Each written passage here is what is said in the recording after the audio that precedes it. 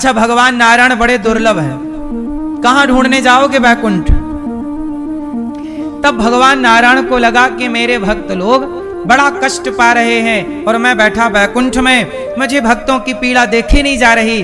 तब हमारे भगवान नारायण कृष्ण का अवतार लेते हैं और भक्तों के घर भगवान विदुरानी की कुटिया में पहुंच जाते हैं कृष्ण बन करके, और कहते हैं काकी, ओ काकी सुनती हो?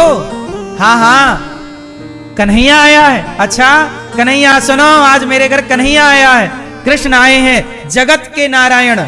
आज वो नारायण कृष्ण बनकर विदुरानी के घर पहुंच रहे हैं और क्या कह रहे हैं, काकी बड़ी भूख लगी है। और ये वही नारायण है, वही कृष्ण है जो अभी दुर्योधन के यहां से 56 भोग छोड़कर आए हैं। दुर्योधन क्या बोला, 56 भोग खाओ, मेरी मैया ने बनाया है। भगवान बोले तेरे घर नहीं खाएंगे दुर्योधन, तेरी मैया के मन में प्रेम नहीं है और तेरे मन में प्रेम नहीं है, तेरे मन में छल है, कपट है। तूने पांडवों का धन हड़प लिया पर पांडवों को 5 गांव तक नहीं दिया। जो छली है, कपटी है, दूसरों का धन हड़पता हो, ऐसों के घर में भोजन कभी नहीं करता। याद रखिएगा, यदि आपने अपने भाई को धोखा दिया होगा तो आपके घर में आप भले 56 भोग लगाओ भगवान को, तुम्हारा भोग भगवान न ग्रहण करेंगे, तुम्हारा भोजन न खाएंगे, क्योंकि तुमने अपने भाई के साथ छल किया। इसलिए भगवान की भक्ति बाद में कर लेना, पहले भाई के साथ गले तो मिल लो। भाई से प्रेम ना हुआ तो भगवान से तुम क्या प्रेम कर लोगे? भाई को तुमने धोखा दे दिया तो बताओ तुम किसके सगे बनोगे? जो अपने खून का सगा ना हुआ भाई। कई लोग हम समाज में देखते हैं भाई की संपत्ति खा के बैठ गए। कल एक लड़का मेरे पास आया प्रश्नोत्तरी में, बोला गुरुजी मैं 14, 12.5, 13, 14 साल ऐसी कुछ बोला उसने कि गुरुजी जब मैं 14 साल, लगभग 14 साल का था तब मैं अपने भाई के साथ बंबई चला गया। बंबई मेरा भाई रहता है, कपड़ों की दुकान, मैं अपने भाई के साथ काम करता और मैं अपने भाई को कमा कमा के सारा पैसा देता। आज मैं 22 साल का हूं, आज मैं भाई से कुछ मांगता हूं कि भाई मुझे थोड़े पैसे की जरूरत है, तो भाई ने घर से निकाल दिया, नौकर की तरह काम कराया। और जब भाई ने अपना अधिकार मांगा कि भाई मैंने मेहनत की है, तेरे व्यापार को मैंने बढ़वाया है, चल भाई कुछ ना दे तो रोज की मजदूरी के हिसाब से इतने साल का दे देना। मजदूरी भी तो नहीं दिया ना। आप किसी मजदूर को रखोगे ना तो उसे कम से कम 200 रुपए दिन देना पड़ेगा, 400 रुपए दिन देना पड़ेगा। क्यों जी, बात सही है कि गलत है? क्या चल रही है मजदूरी? 500। सामान्य मजदूरी भी मजदूर को 500 रुपए के दिन हिसाब से मिलता है, तो तेरे भाई को 200 रुपए के दिन के हिसाब से ही दे देता। तो उन्हें तो उसे फटे कपड़े भी नहीं दिए और लात मार के निकाल दिया। अब वो भाई कहां जाए जो 14 साल से तेरे साथ था? तू बड़ा था, तेरा धर्म था। बड़ा भाई केवल भाई नहीं होता, बड़ा भाई पिता भी होता। छोटा भाई केवल छोटा भाई नहीं होता, पुत्र भी होता। तो क्या तू उस भाई के साथ अन्याय किया तो क्या ईश्वर देख ना रहे होंगे? कौन सा धन कमाना है साहब? भाई से नाराजगी है। इसलिए कहता हूं अपने रिश्तों को सुधारो। किसी की नाराजगी हो सकती है, उस नाराजगी को आप बेहतर कर लीजिए। समझदार हैं तो जो उसका अधिकार है, जो उसका हक है उसे दीजिए, जो आपका है आप लीजिए। रिश्ता भाई भाई का, पर हिसाब पाई पाई का। रिश्ते खराब होते हैं हिसाब किताब से। आप हिसाब मत लीजिए तो रिश्ते रहेंगे, और हिसाब मांग लीजिए रिश्ते खराब हो जाएंगे। इसलिए हिसाब पहले मांगिए, हिसाब पहले करना। आप लोग क्या करते हैं? हिसाब बाद में करते हैं। नहीं, याद रखिएगा, कभी भी हिसाब बाद में मत करिएगा। हिसाब पहले करिए कि भाई आप, हमारे भाई भी आपके घर काम करता हो तो पहले बोलिए भाई आप हमारे व्यापार में काम कर रहे हैं, बताइए किस रेट से काम करोगे। भाई हो ना, रिश्ता भाई का होगा, पर हिसाब बताइए, कल को आप क्या कहने लग जाएं। इसलिए लिखित में लो, भाई से भी 1-1 रुपए का हिसाब रखो। फ्री में काम मत कराइए किसी से। कोई भी काम करो पहले रेट पूछो, भाई साहब हमें ये काम कराना है, रेट बताओ क्या है। अब कुछ लोग क्या, अरे आप तो ले लो, पैसे की बात तो बाद में। ये चोर है एक नंबर का।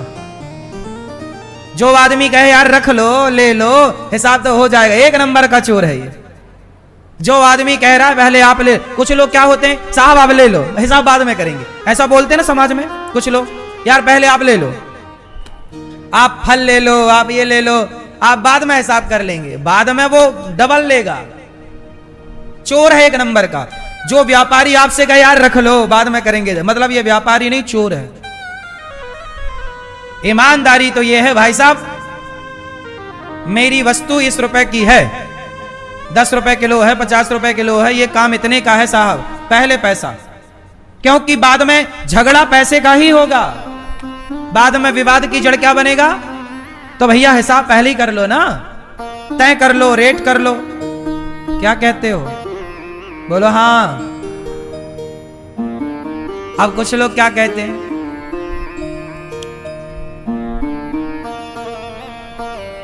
मुझे भी ये अक्कल बाद में आई है, मेरे साथ भी ऐसे ही हुआ। अरे महाराज जी आप तो ये ले लीजिए, कर लीजिए ऐसा। तो मैंने कहा चलो भाई ये भाव से बोल रहा होगा, बाद में बिल दे दिया 10 लाख का। फिर इसलिए तब से मैं भी लाखों का नुकसान करके ये ज्ञान पाया हूं। तो आपका 1 रुपए का ना हो, इसलिए लाखों का ज्ञान आपको फ्री में दे रहा हूं कि रिश्ता रखो किसी से भी। बाजार में आपको रहना है, हमें भी रहना है।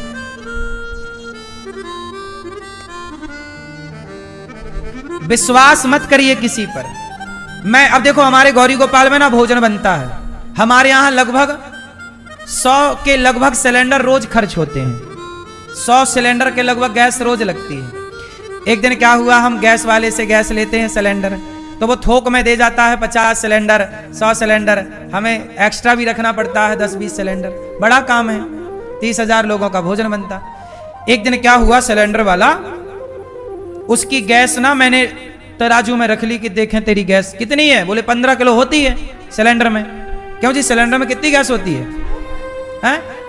14 लीगल 14 किलो होती है। चलो 14। अब मैंने रखा तो उसमें 1 किलो कम निकली 13। मैंने लगाया फोन, भाई साहब तेरी सिलेंडर में गैस कम है। अच्छा वो क्या करता, बोले महाराज जी तो विश्वास करते हैं, थोड़ी तोलेंगे। तो ले भैया अब उसने 100 सिलेंडर से 1-1 किलो गैस निकाल ली, तो कितनी गैस हो गई। अब 100 किलो गैस कितने की होगी सोच लो।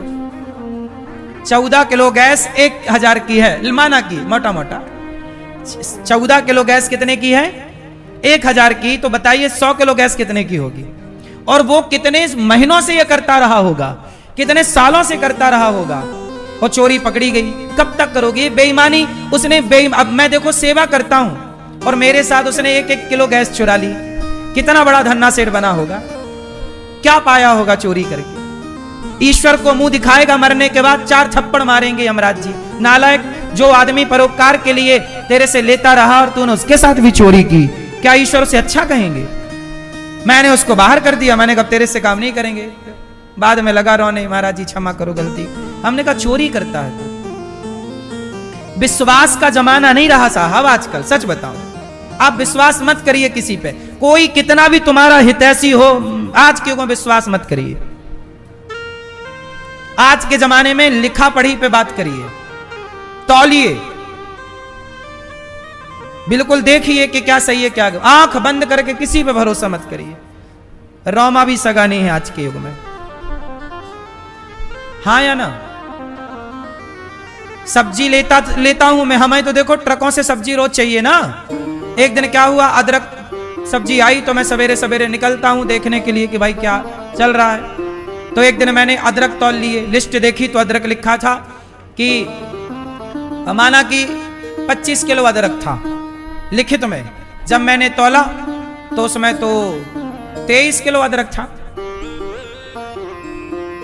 अब 25 किलो का पैसा मेरे से लिया और दिया कितना, 2 किलो का पैसा। क्योंकि इतनी सब्जियां, इतना थोक में काम है ना कि हर चीज तौल नहीं पाते। फिर हमने एक नियुक्त किया कि भाई तौलो। अब पहले विश्वास में चलता था कि नहीं यार ये आदमी गलत नहीं करेगा हमारे साथ, देखो इंसान भी तो है ना यार, आप हैं तो हमें लगेगा आप हमारे साथ धोखा थोड़ी करोगे, आप हमारे साथ विश्वासघात थोड़ी करोगे। और किलो 2 किलो के लिए कौन करता है? जहां आपका सैकड़ों किलो कुंटल का काम हो थोक का, वहां किलो 2 किलो की कौन बचत करता है? लेकिन साहब क्या करे आदमी तो 2 किलो का भी पैसा बचा रहा है। अब 2 किलो अदरक के पैसे उसने ले लिए ज्यादा, वो पता नहीं ये कब से कर रहा था। फिर मैंने वहां लड़के बिठाए, अब लड़के तौलते हैं, देखते हैं समय से। तो बेईमानी हर जगह है। देश में लोग ईमानदार नहीं हो पा रहे हैं, 1-1 किलो का बचा रहे हैं। क्या बताएं साहब, बड़ा परेशान हूं मैं इस बेईमानी से। काश व्यक्ति अपनी ईमानदारी से काम करता तो यह देश आज बहुत आगे जाता, बहुत आगे होता। पर मैं बड़ा परेशान हूं कि हर जगह लोग ईमानदार नहीं, अधिकांश लोग बेईमान हैं। सब बेईमान है मैं ऐसे नहीं कहता, धरती ईमानदारों से टिकी है। आज भी समाज में बहुत ईमानदार लोग हैं, सब बहुत ईमानदार भी हैं, पर कुछ बेईमान हैं। पर कहां पढ़े उसके माथे पे थोड़ी लिखता है कि ईमानदार है कि बेईमान है। भाई सामान तो लेना ही पड़ता है ना साहब, आप बताओ, नहीं लेना पड़ेगा? फिर अब ये आश्रम बना, लोहा बुलवाना पड़ता है। अब लोहा लिख के दिया कि हमने 1000 कुंटल लोहा भेजा है। अब पता नहीं उसने 1000 कुंटल भेजा कि नहीं, कि 100 कुंटल बचा लिया। ये बारीक चीजें हैं, ये तो भाई कुछ चीजें विश्वास से चलती हैं, लेकिन आप विश्वास तोड़ दोगे तो नुकसान तो होगा। तो ऐसे ही है मेरी माँ, ईमानदारी का जमाना नहीं है। जो लोग बहुत ईमानदार थे मैंने उनको भी बेईमान होते देखा है, पैसों के लिए बेईमान होते देखा। क्या करें?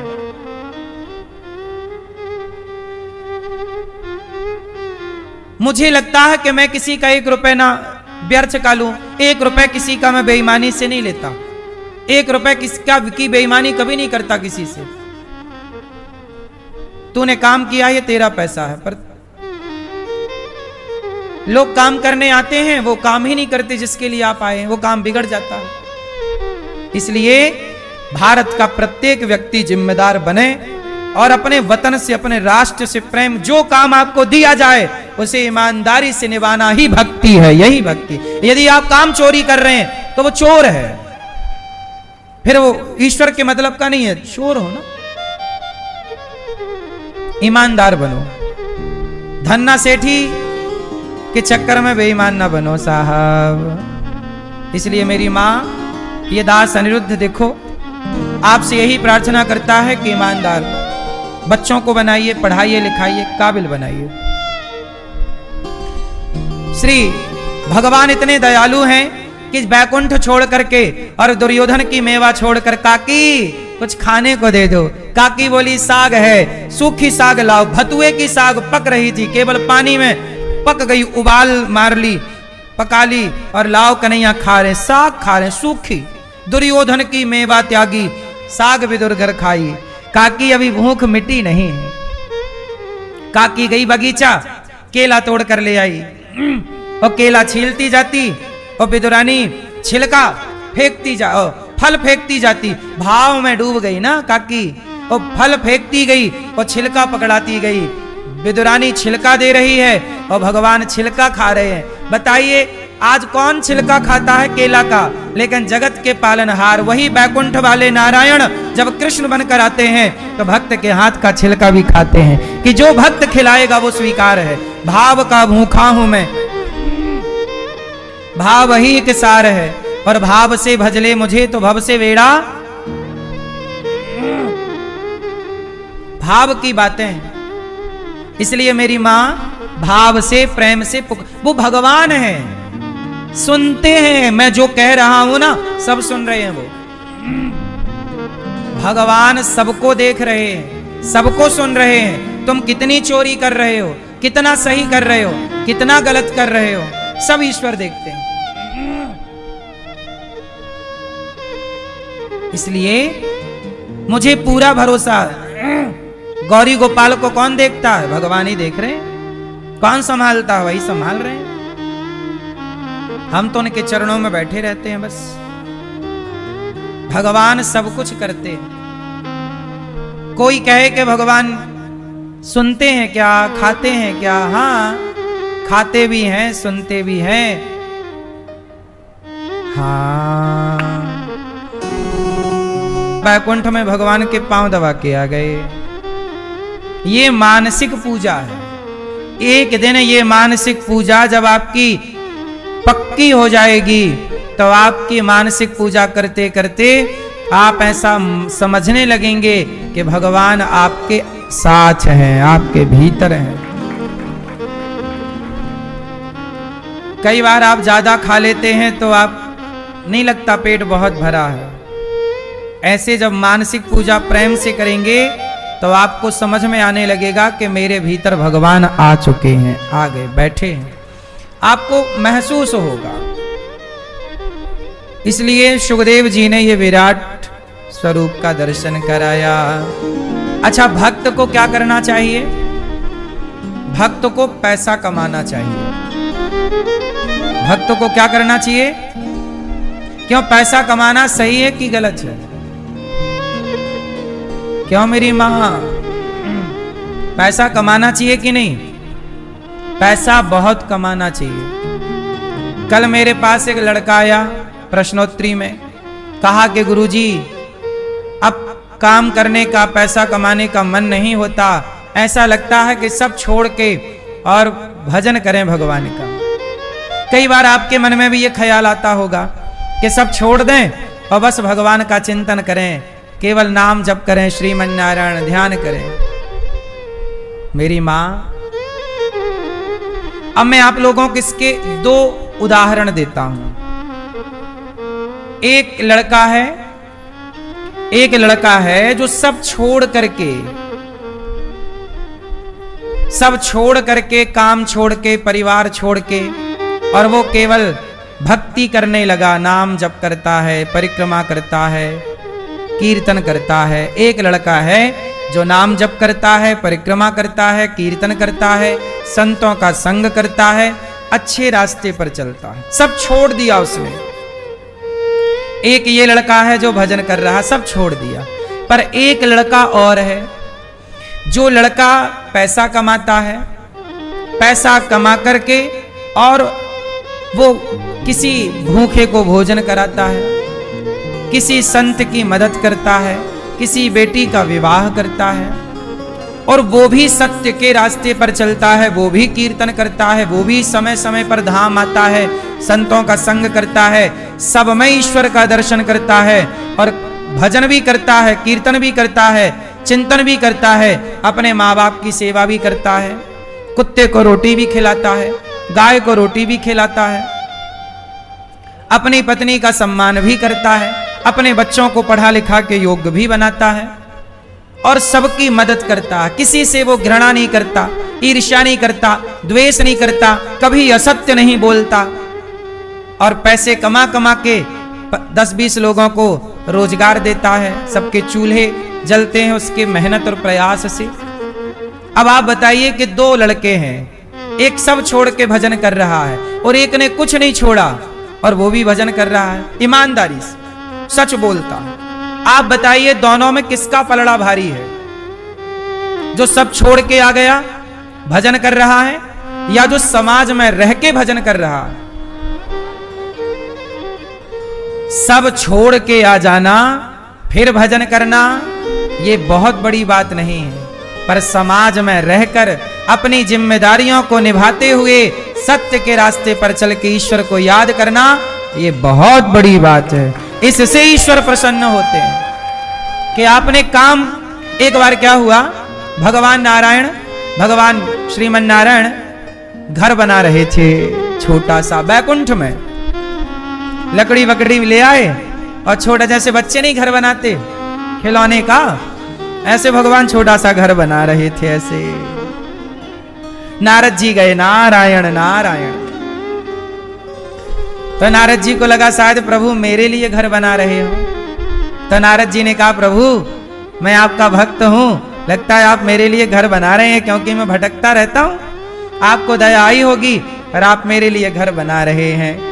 भगवान बोले, मैं आपके लिए घर नहीं बना रहा, तो किसके लिए ये घर बना रहे हो?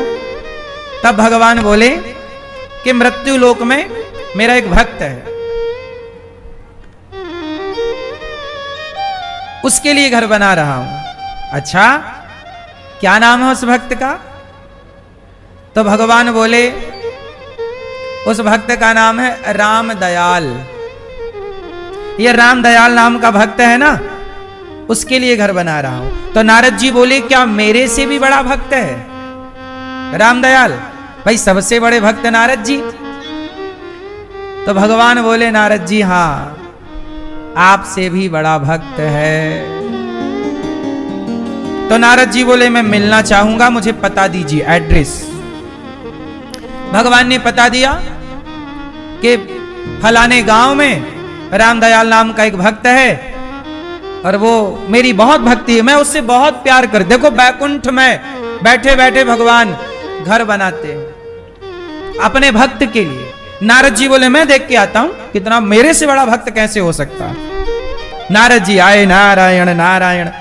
तो वो गांव गए, गांव में बोला भैया ये राम दयाल का घर कौन है, कहां है? तो गांव वालों ने बताया कि भैया राम दयाल अभी अभी बैल लेकर के और खेत गया है जुताई करने, उसके खेत बोने का टाइम आ गया। पहले का जमाना था ना, ट्रैक्टर नहीं हुआ करते थे, तो बैल से हल चलता था। खेत की जुताई कैसे होती थी? बैलों से, हल से। तो अभी अभी हल लेके खेत गया है। अब नारद जी ने कहा उसके खेत का पता दो। तो भैया वो देखो वो वहां से चले जाना लेफ्ट। नारद जी बोले आप हमारे संग चलो भैया खेत तक। अब नारद जी को लेके वो खेत पहुंचा, वो बता के चला गया। अब नारद जी गए तो वो खेत जोत रहा था, बैल उसके आगे आगे, और वो जुताई कर रहा था। और जुताई करता जाए और थोड़ी देर बाद बोले हे श्रीमन नारायण मैं आपको कभी भूलू नहीं। फिर जुताई करने लग जाए, जुताई करता जाए, बैलों को अर्र लगाता जाए। अर्र अर्र अर्र जानते हो? क्यों अर्र जानते हैं? बैल चलते डंडा होता था, उसमें लोहे की कील जरा सी किसान अग्रभाग में लगा लेता था और वही बैल के पीछे छेदता था हल्का सा, इससे बैल चलता था। उसे कहते थे अर्र अर्र। तो वो किसान था, वो किसान बैल को वो डंडा से हल्का सा उसे पुश करता और बैल आगे चलता। और वो हर थोड़ी देर में हे श्रीमन नारायण मैं आपको कभी भूलू नहीं, और जुताई करता।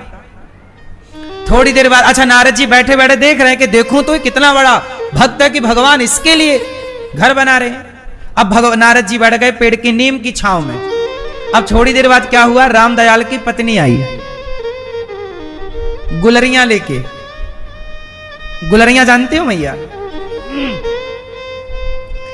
गांव की भाषा में किसान लोग जब खेत में काम करते थे ना पहले, तो किसानों की पत्नियां अपने पतियों के लिए भोजन लेके या नाश्ता लेके खेत में ही जाया करती थी। तो उसकी रामदयाल की पत्नी आ गई और पत्नी आई गुलरियां लेके, आटा में थोड़ा सा नमक डाल के और नमक डाल के थोड़ा सा जीरा डाल के और उसे ना तेल में बनाते हैं, उसे गुलरियां कहते हैं। एक प्रकार की ये डिश है। तो गुलरियां लेके आई पत्नी और कहा जी सुनते हो गुलरियां लाई हूं, थोड़ा खा लीजिए। एक गुड़ का गुलगुला होता है, गुड़बरी कहते हैं उसे, गुड़बरी। गुड़बरी होती है मीठी और गुलरिया होती है नमकीन। खाए हो कभी आप लोग ये कि नाम पहली बार सुन रहे हो? गुड़बरी खाए हो? गुड़ की गुलगुले नहीं खाए तो फिर कुछ नहीं खाए। क्या खाए?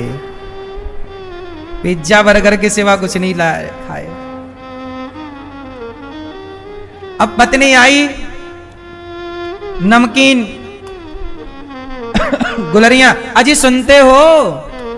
हाँ भाग्यवान, जरा बैलों को ढील दो। ढील दो मतलब खोल दो, बैलों को ढील दो, बैल भी चर लें और थोड़ा आओ, धूप चढ़ गई है, थोड़ा आप भी आओ और थोड़ा नाश्ता कर लो। पत्नी देखो, पहले का यही सुख था, पति काम करता, पत्नी आती, उसको खिलाती पिलाती और दोनों। अब वो किसान रामदयाल बैलों को ढील दिया, हल पड़ा और आए दोनों छांव में, एक पेड़ के नीचे बैठे, दोनों हंस रहे हैं, मुस्कुरा रहे हैं। और वो अपनी पत्नी के कंधे पे हाथ डाले रामदयाल बैठा है, पत्नी को टुकुर टुकुर देख रहा है, ठिठोली कर रहा है। पति पत्नी है, प्यार कर रहे हैं। नारद जी देख रहे हैं। अब नारद जी के तो कोई है नहीं पत्नी पत्नी, अब वो खिला रही अपने हाथ से गुलरियां और रामदयाल खा रहे हैं गुलरियां। नारद जी को लगा हे भगवान, ये तो अपनी पत्नी के प्यार में पागल है और आप कह रहे हो कि बहुत बड़ा भक्त है। ये तो आपको अभी इतनी देर से मैंने इसके मुंह से 100 बार भी आपका नाम नहीं सुना और मैं तो दिन भर आपका श्रीमन नारायण श्रीमन नारायण दिन भर नाम जपता हूं, दिन भर नाम जप, और ये तो एक बार भी अभी 100 बार भी नहीं बोला होगा, इसका एक माला भी कंप्लीट नहीं हुआ और ये खा रहा है मस्त। अब वो पत्नी उसे खिला रही है मस्त, खा पी के पानी पिया, दोपहर जी थोड़ा विश्राम किया, पत्नी चली गई कि अब मैं भोजन बनाऊंगी फिर भोजन लाऊंगी। पत्नी चली गई नाश्ता करा के। अच्छा, आप में से कोई है ऐसे पुराने जमाने की जो पति को खेत में नाश्ता लेके जाती? मैया आप लोग कभी गई हो ऐसे?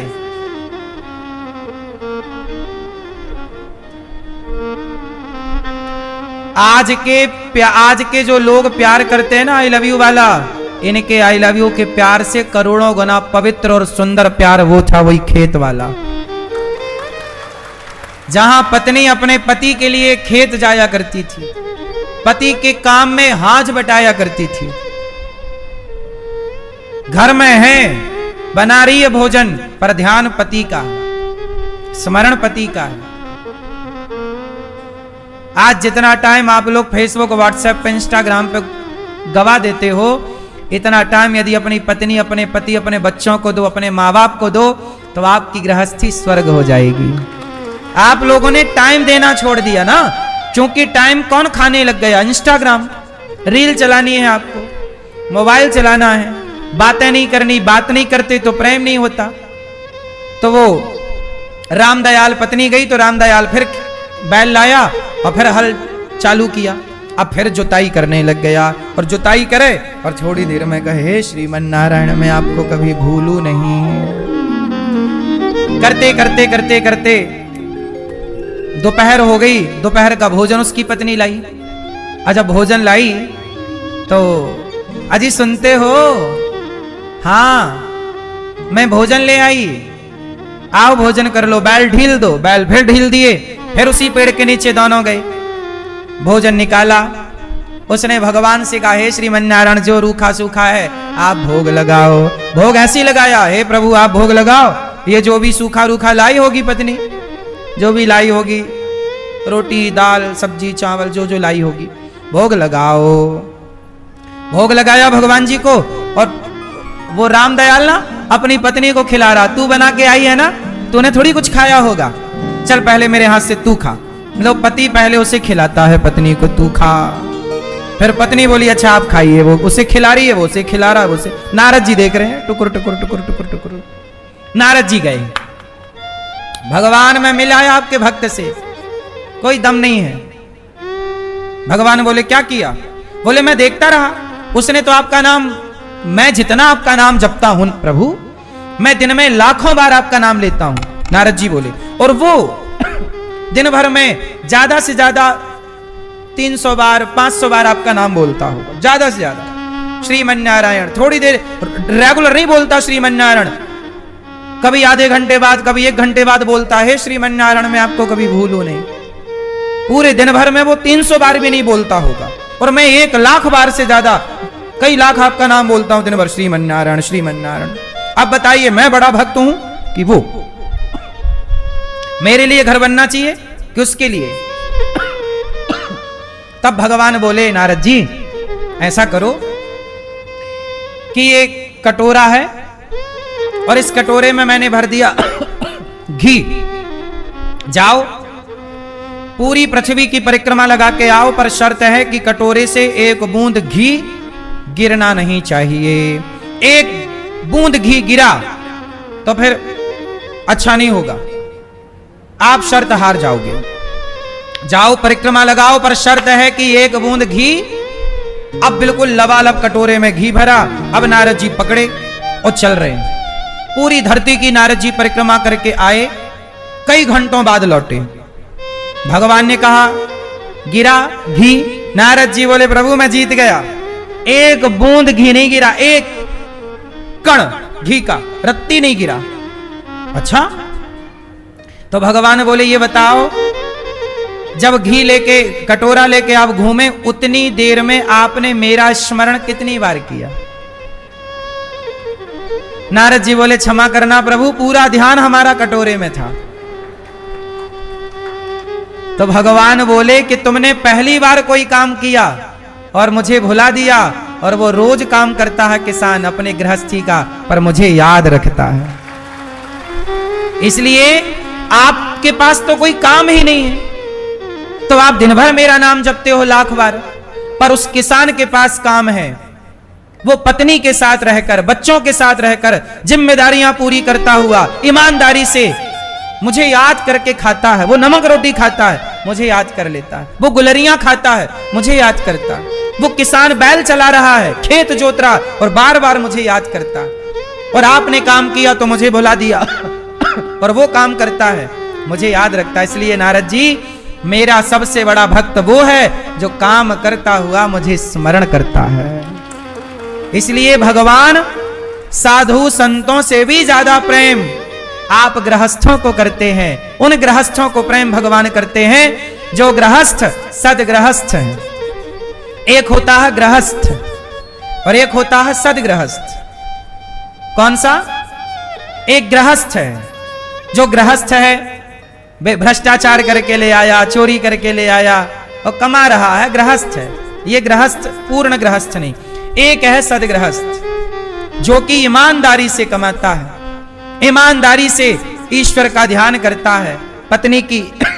पत्नी से प्यार करना, बच्चों से प्यार करना कोई गलत थोड़ी है। भगवान को भूल जाना गलत है। अच्छा एक बात बताओ, जब आपके बेटे का विवाह होता है और आपका बेटा आपकी बहू के साथ, मतलब बेटा अपनी पत्नी के साथ जब खुश रहता है, दोनों पति पत्नी, तो आप पिता होने के नाते, उसकी मां होने के नाते अपने बेटे पर प्रसन्न होते हैं कि नहीं? उत्तर दो मैया। जब आपका बेटा, उसका विवाह होने के बाद जब वो अपनी पत्नी के साथ पति पत्नी दोनों खुश रहते हैं, तो आप माँ बाप अपने बेटा बहू को प्रेम से रहते हुए देखकर खुश होते हैं कि दुखी होते हैं? बोलो बोलो। हाँ, आप अपने बेटा बहू को प्रेम करते हुए, जब वो बहुत प्रेम से गृहस्थी में रहते हैं, तो आप उनके प्रेम को देखकर आप खुश होते हैं। उसी तरह जब आप लोग प्रेम करते हैं अपनी पत्नी से, अपने पति से, अपने बच्चों से, अपने माँ से, अपने पिता से, लोगों से, और जब आप प्रेम पूर्वक अच्छा व्यवहार करते हैं, प्रेम से अपनी गृहस्थी चलाते हैं, तो आपके प्रेम को देखकर परमात्मा बहुत प्रसन्न होते हैं। बहुत अच्छा, बहुत प्रेम से। और जब आप लोग लड़ते हैं पति पत्नी में, दैत धनादन दैत झगड़ा लड़ाई, तो वो उसका सिर फोड़ है, वो उसका, तो भगवान भी रोते होंगे कि रिश्तों को कितना मधुर मैंने बनाया था, तुमने क्या कर दिया। इसलिए आपके प्रेम को देखकर, आपके काम को देखकर संत केवल अपना कल्याण कर सकते हैं। जंगल में जाएंगे, भजन करेंगे, तो भजन करने से केवल उनका कल्याण होगा, पर समाज में जो संत रहकर, जो समाज की सेवा करते हुए, जो गृहस्थ समाज में रहकर अपने कर्तव्यों का ईमानदारी से पालन करते हुए ईश्वर का स्मरण करते हैं, औरों को भी ईश्वर की ओर जोड़ते हैं, भगवान उनसे बहुत प्रसन्न होते हैं।